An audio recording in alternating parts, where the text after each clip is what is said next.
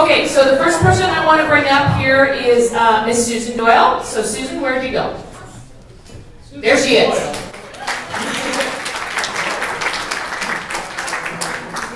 Great job. Oh, I can't get through there. Shoot, I used to get through there. Oh, thank you. You're so accommodating for my girth. All right, well, if our journey's been a long one. We've known each other for a long time. Where's Marilyn? Known her even longer. How many people have been in Mrs. Faircloth's math class in Haskell? Now the rest of us are dead. So Marilyn, sit, stay.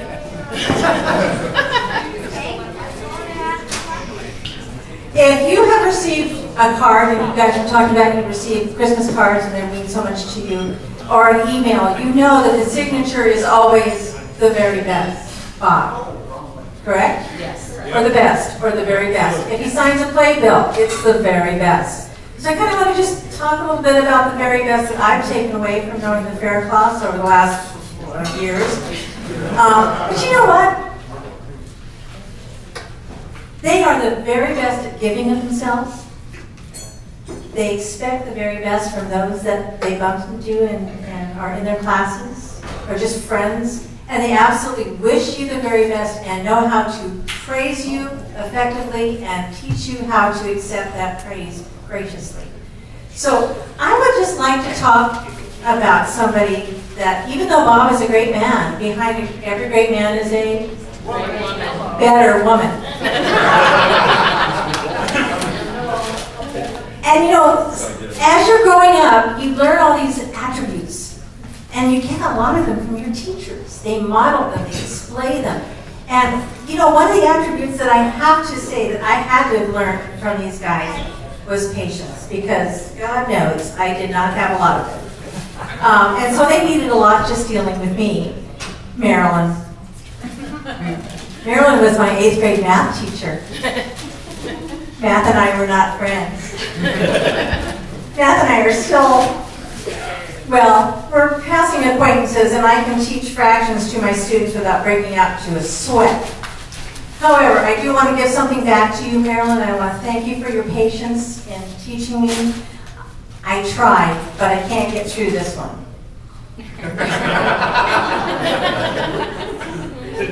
Pre-algebra for dummies. It was too hard.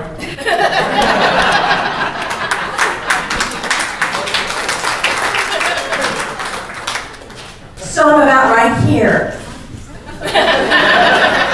But then I got to the end, and they're like pictures of cats and things, and you have to count them, and you have to arrange them, and so, you know what?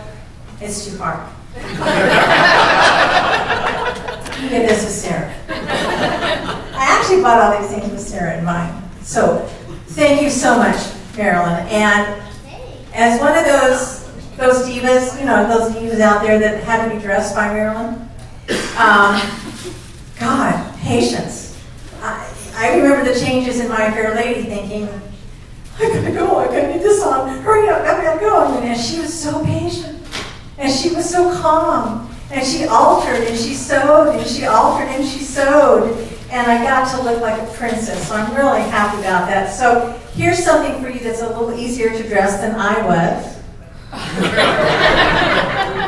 A little bit more. And again, Sarah. I don't know, she loves paper dolls. Does she love paper dolls? Okay, well, they're a lot easier. All right. And yes, Bob, yes, I was one of those people that you taught patience to as well when you made me sit stage left for like 2 days. I'm like, just go over there, sit there, good, look good.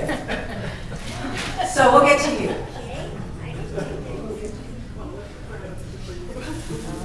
Just in case you forgot that you might be Irish. One of the things that I take away from the Faircloths is patience but perseverance. I've known these people for many years, and as with all of our lives, it's been an interesting journey. Twists, turns, rocky things. But every time I think something is too hard or something is just, I just want to give up and throw up my hands, I remember how Bob would always say, well, learn your damn lines, but he would say, if you prepare, then you don't have to panic. And if you don't panic, then you can persevere, and the goal is right there within reach. And so I have something for you, Bob, because one of our plays that we did is a reminder that you go on, you do not stop, and you do not panic. It's a little play that we did where there was a prop, and it was a mummy case. Yeah. I had the pleasure of entering the mummy case with, great flair. As I walked into the mummy case, Tony DiArmas would shut the mummy case, and the mummy case would be carted off to Nova Scotia. And the audience was going, yeah, I got rid of her. She's an interesting character. Love playing it. At any rate, Tony DiArmas got a little exuberant one night with shutting the mummy case. As he shut it, it started to tip. As it tipped, he grabbed it. He was kind of trying to save me. No, it's fun, and it's fun, and it's fun. Bam! And it fell, and I was inside it. Tony peeks and he goes, "You okay?" And I'm laughing myself sick inside. I'm thinking that the mummy case is going to do this because I'm laughing so hard. He never panicked. He didn't kind of, oh, is everybody okay? No, he was at the back of the house and you could hear him go, ha!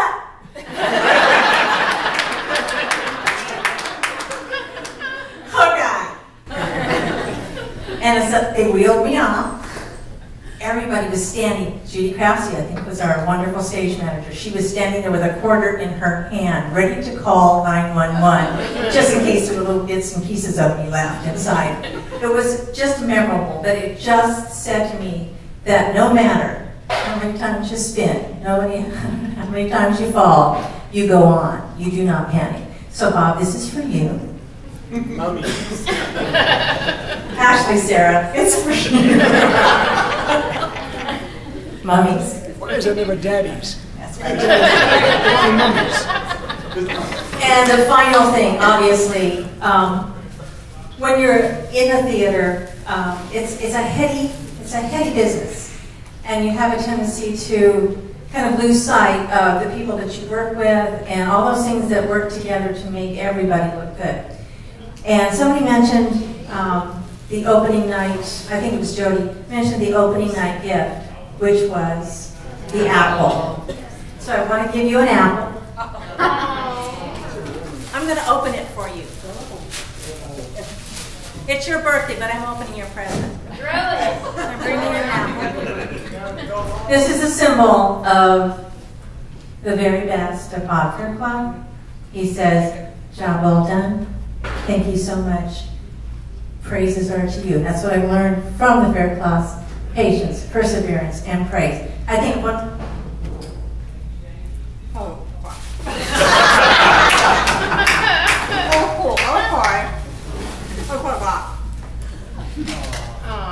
Actually, I'm going to take this home for breakfast because my hotel is kind of high priced.